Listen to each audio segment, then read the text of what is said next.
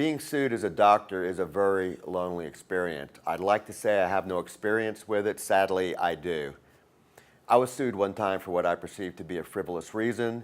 This was a many-month odyssey. Ultimately, I was dropped a few weeks before trial. I never felt as if I won anything, only lost less. But that's when I started medical justice. What does it mean to be sued? What will you experience?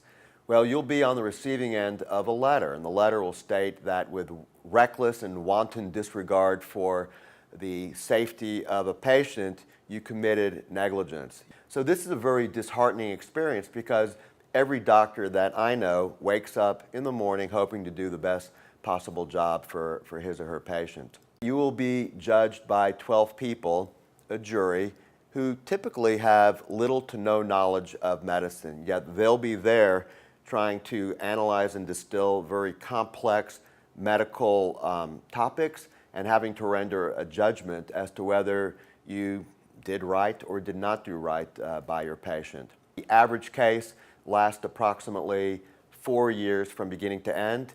We've had some clients whose cases were filed in a different century, meaning that 1998 or 1999. So imagine having to live with a particular case for more than a decade. It boggles the mind.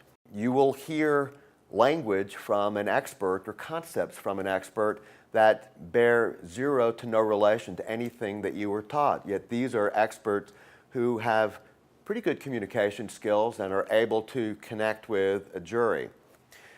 You'll be told that that jurors should not go online to look at reviews of you, the doctor, but it's human nature. You know they're going to go online, and if they see that you're an arrogant individual or you don't listen, I do think that plays a role in terms of helping a juror make a decision, right or wrong, about whether you committed malpractice. You're told to hold it inside. You're told not to communicate with anyone.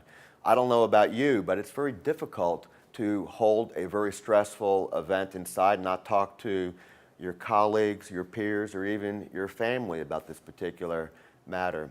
In short, it is a very stressful experience.